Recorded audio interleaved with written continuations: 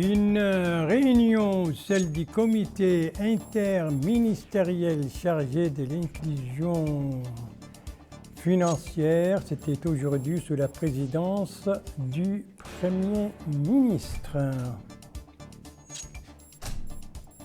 Des discussions, celles entre les ministres des Affaires étrangères de la coopération des Mauritaniens de l'extérieur et son homologue espagnol, c'était aujourd'hui au cours d'une séance de travail ici à Nouakchott. Une inauguration, celle des commissions chargées du suivi et des réformes de l'éducation nationale, c'était hier soir par le ministre de l'Éducation nationale et de la réforme du système éducatif. Voilà donc pour les principaux titres du journal et c'est parti. Mesdames, Mesdemoiselles, Messieurs, bonsoir et bienvenue à votre 21h30 de ce vendredi 15 décembre 2023. Et pour commencer donc cette réunion présidée par le Premier ministre, la réunion du comité interministériel chargé de l'inclusion financière, réunion qui s'est tenue donc aujourd'hui présidée par M. Mohamed Bilal Messoud, Premier ministre. Alors, qu'est-ce qui a été décidé à l'issue de cette réunion? Qu'est-ce qui a été dit au cours de cette réunion? Élément de réponse avec Abdoulaye Demeba. La réunion, le comité interministériel a suivi une présentation sur la stratégie nationale d'inclusion financière qui vise à établir un cadre institutionnel pour la gouvernance de l'inclusion financière dans notre pays en encadrant des orientations stratégiques conformément aux engagements de son Excellence le Président de la République, Mohamed Ould Cheikh Al Ghazouani, visant à construire une économie forte et diversifiée qui crée des opportunités d'emploi, notamment chez les jeunes et dans les secteurs innovants. Après discussion et délibération, le comité a approuvé la stratégie et le Premier ministre a donné des instructions sur la nécessité de prendre les mesures nécessaires afin d'activer les mécanismes nationaux approuvés pour l'inclusion financière et la nécessité de travailler à l'activation des organes spécialisés de cette stratégie afin de faire progresser sa mise en œuvre. La réunion du comité interministériel chargé de l'inclusion financière, c'était aujourd'hui. Une page diplomatique dans ce journal consacrée à cette séance de travail aujourd'hui à Nouakchott. On doit voir les images, n'est-ce pas? Une séance de travail entre notre ministre des Affaires étrangères, de la coopération et des Mauritaniens de l'extérieur et le ministre espagnol des Affaires étrangères de l'Union européenne et de la coopération.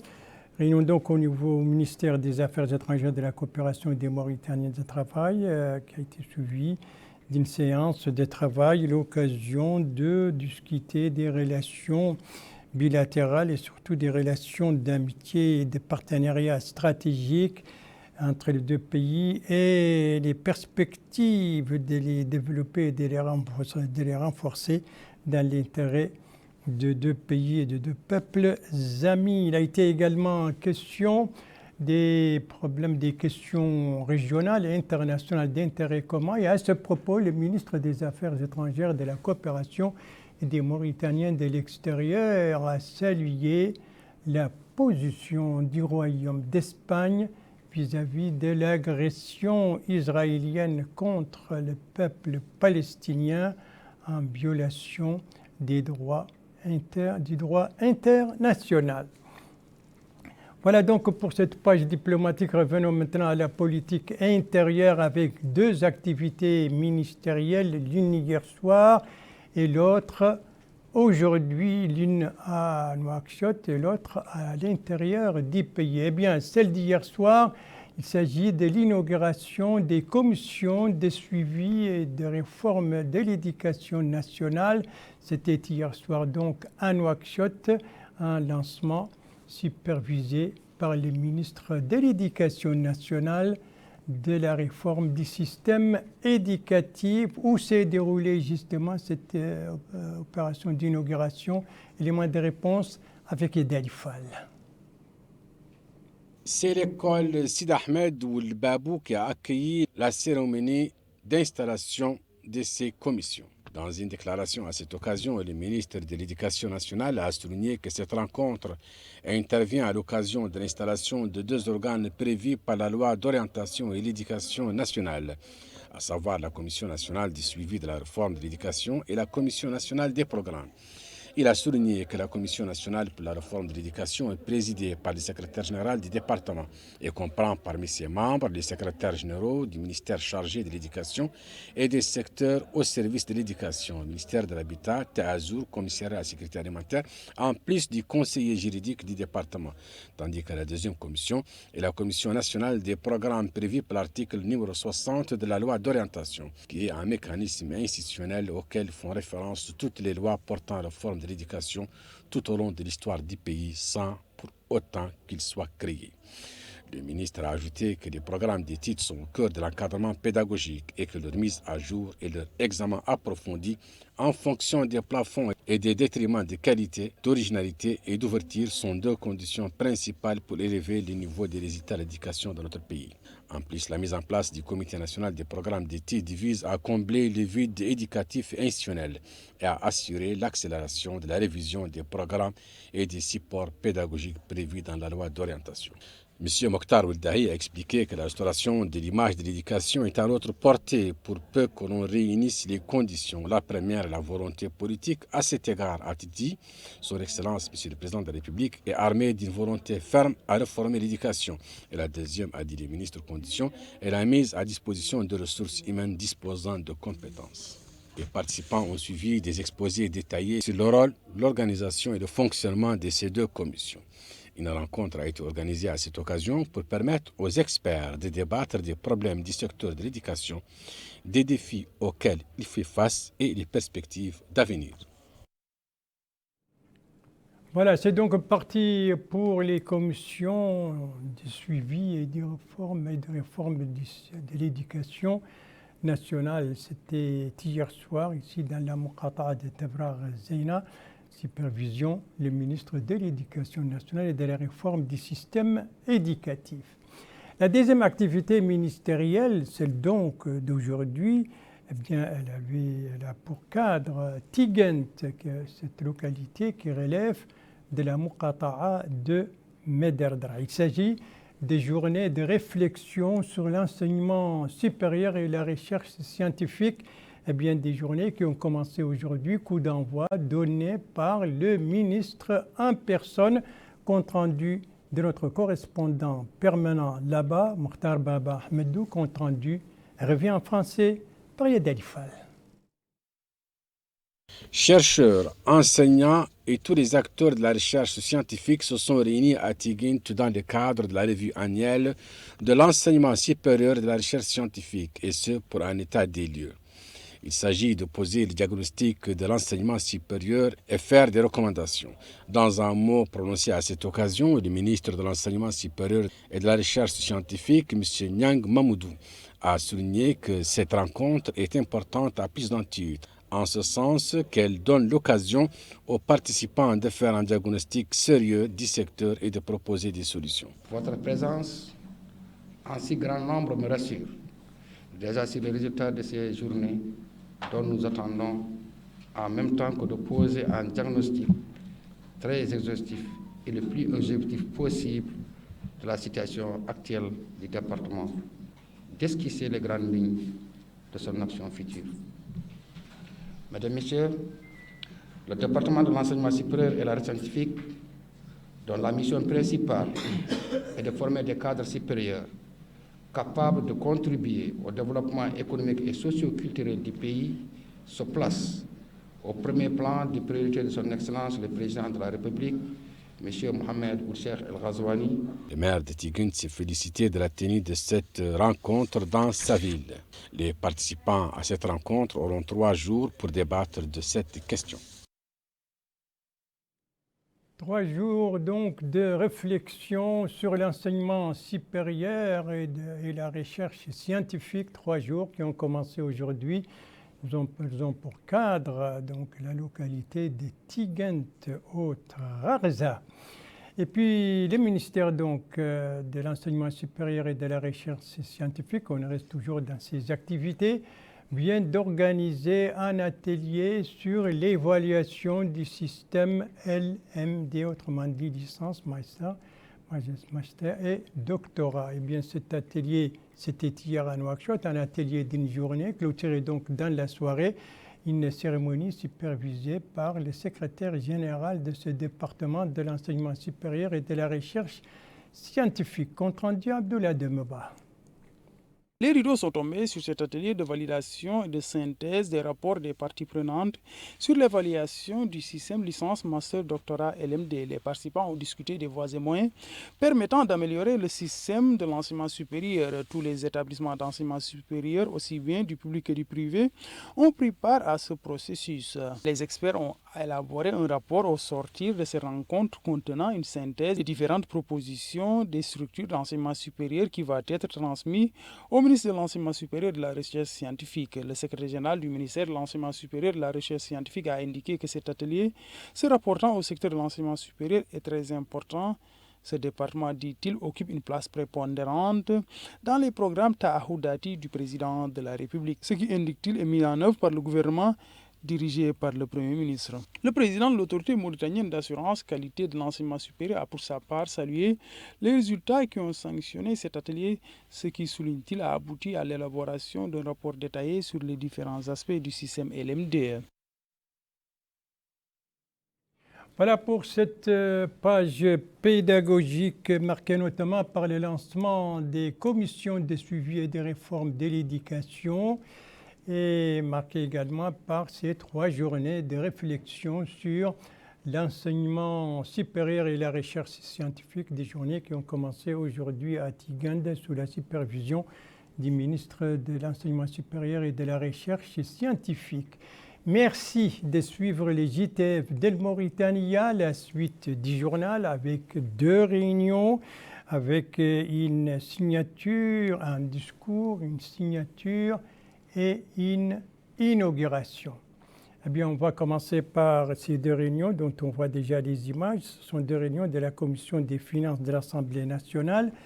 L'une aujourd'hui et l'autre hier. Celle d'aujourd'hui était consacrée à la discussion du budget du ministère de l'Agriculture pour l'année 2024, un budget a été présenté et défendu devant les membres de la commission par le ministre de l'Agriculture, un budget qui s'élève à 4,42 113 742 zouguiyas, un budget qui était donc examiné aujourd'hui par la commission des finances de l'Assemblée nationale au cours d'une réunion tenue aujourd'hui. L'autre réunion de la même commission, cette réunion c'était hier. Eh bien, on doit voir les images de cette réunion de la commission des finances de l'Assemblée nationale. Les voilà. Eh bien, cette réunion d'hier matin d'ailleurs était consacrée, elle, à l'examen du budget du ministère du pétrole, des mines et de l'énergie, bien entendu, budget pour l'année 2024. Un budget qui était présenté et défendu devant les membres de la commission par le ministre du pétrole, des mines et de l'énergie, porte-parole du gouvernement. Un budget qui s'élève à 7 384 794 083 Ouguiya. Un budget donc examiné au cours de cette réunion, c'était hier matin, de la commission des finances. Et puis lui, il n'était pas à Nouakchott, il était à Genève. Lui, c'est le délégué général de Tazor. Et pourquoi il est à Genève? C'est pour participer, voilà, on voit les images, au 3e forum mondial sur les réfugiés qui se tient dans cette métropole suisse. L'occasion pour le délégué général de Tazor de présenter l'expérience mauritanienne en matière d'accueil et de prise en charge des réfugiés. l'occasion aussi de présenter le système national de protection sociale et les interventions de TASOR au profit des réfugiés résidant en Mauritanie, dont le nombre a dépassé les 120 000 réfugiés, à majorité des femmes et des enfants, en nombre en constante augmentation en raison de l'insécurité dans la région du Sahel. Ça, c'était donc les activités du délégué général de TASOR à Genève, en Suisse, à l'occasion de sa participation là-bas à ce forum. Et d'ailleurs, la Mauritanie a été invitée par le Haut-Commissariat des Nations Unies pour les réfugiés, justement compte tenu de la réussite de son expérience dans ce domaine. Retour en Mauritanie, précisément à Nouadhibou, avec la signature d'une convention par l'autorité de la zone franche. Alors, avec qui l'autorité a signé cette convention et sur quoi porte cette convention? Élément de réponse avec notre correspondant permanent là-bas, le Batou Limdeh, compte rendu revient en français par Abdoulaye Demeba. Cette convention signée entre l'autorité de la zone franche de Nouadhibou et la société ATTM d'assainissement, des travaux de transport et de la maintenance permettra la réalisation de travaux d'aménagement de la voirie de la ville de Nouadhibou sur une distance de 35,186 km, ce qui permettra de désenclaver certains artères de la ville et relier la zone industrielle à la zone touristique, entre autres. Cet accord permettra aussi la construction d'un monument à l'entrée de la ville de Nouadhibou. Cette convention de 6 milliards 270 millions de la Sénouguia, financée sur fonds propres de la zone franche. Ça aussi, c'est extrêmement, je suis content de dire ça. Alhamdulillah, avec l'appui de toute l'équipe, avec nos travaux, avec notre organisation, nous avons pu accompagner cela en un an et quelques mois, mobiliser ces financements pour réaliser ces travaux qui sont des travaux structurants, importants, qui vont impacter sur la vie des populations et également qui rentrent dans le cadre du programme de son Excellence Monsieur le Président de la République, qui a le souci permanent et constant de l'amélioration des conditions de vie des populations. Donc, Monsieur le Directeur Général, je vous remercie d'avoir accepté de travailler avec nous. Cet accord a été signé par les responsables de ces deux structures et le secrétaire général de l'autorité de la zone franche de Nouadhibou. Voilà pour cette convention donc signée à Nouadhibou, profit donc de la zone franche de Nouadhibou. La signature d'une convention, la dernière nouvelle de ce journal, c'est une inauguration et cela nous amène à Tijikja, la capitale du Tagan. Alors, là-bas, qui a inauguré quoi, dans quel cadre? Élément de réponse avec notre correspondant permanent là-bas, Hassan Debab, compte rendu, revient en français par Yed Alifal. Dans le cadre des festivités marquant la célébration du 63e anniversaire de l'indépendance nationale, le chef d'état-major de la garde nationale, le général de brigade Mohamed Cheikh Mohamed Lemine Elimine, a inauguré le groupement régional numéro 8 de la garde nationale à Tijikja. Après avoir coupé le ruban symbolique en présence du Wali, le chef d'état-major de la garde nationale a écouté des explications sur cette nouvelle structure. Ensuite, le chef d'état-major a visité les différents pavillons et bureaux de la direction régionale, construite sur une superficie de 400 mètres carrés. Cette structure est suffisamment bien équipée pour permettre à la garde de Tijikja de réussir sa mission de souveraineté. Voilà l'inauguration donc du siège du groupement régional de la garde nationale dans le cadre de la célébration du 63e anniversaire de l'indépendance nationale. Et c'est sur cette inauguration que s'achève ce journal. Merci à vous, Madame, Mademoiselle, Monsieur, de l'avoir suivi. Merci bien entendu aux équipes rédaction et techniques qui ont participé à sa conception. Je vous en rappelle les principales informations. Ici, nous sommes au ministère, nous sommes à la primature avec la réunion du comité interministériel chargé de l'inclusion financière. C'était aujourd'hui réunion présidée par le Premier ministre. Ici, nous sommes au ministère des Affaires étrangères de la coopération des Mauritaniens de l'extérieur qui a abrité aujourd'hui une séance de travail mauritano-espagnol au niveau du ministre des Affaires étrangères, l'occasion pour le chef de la diplomatie mauritanienne de saluer la position de l'Espagne vis-à-vis de l'agression israélienne contre le peuple palestinien. Ici, nous sommes dans une école de Frères Zena pour l'inauguration des commissions de suivi et de réforme de l'éducation nationale. Ça, c'était hier soir, sous la supervision du ministre de l'Éducation nationale et de la réforme du système éducatif. Et puis, je vous le signale, vous le savez déjà, après ce journal, vous avez rendez-vous avec l'émission Liqa Meftouh, une rencontre ouverte, et son invité, c'est la commissaire à la sécurité alimentaire. Elle sera l'invitée de Mokhtar Mohamed Ali. Quant à moi, il ne me reste plus qu'à vous souhaiter une très très bonne fin de soirée, une très très bonne fin de semaine et à vous donner rendez-vous, Inch'Allah, demain, à la même heure, 21h30. Bonsoir.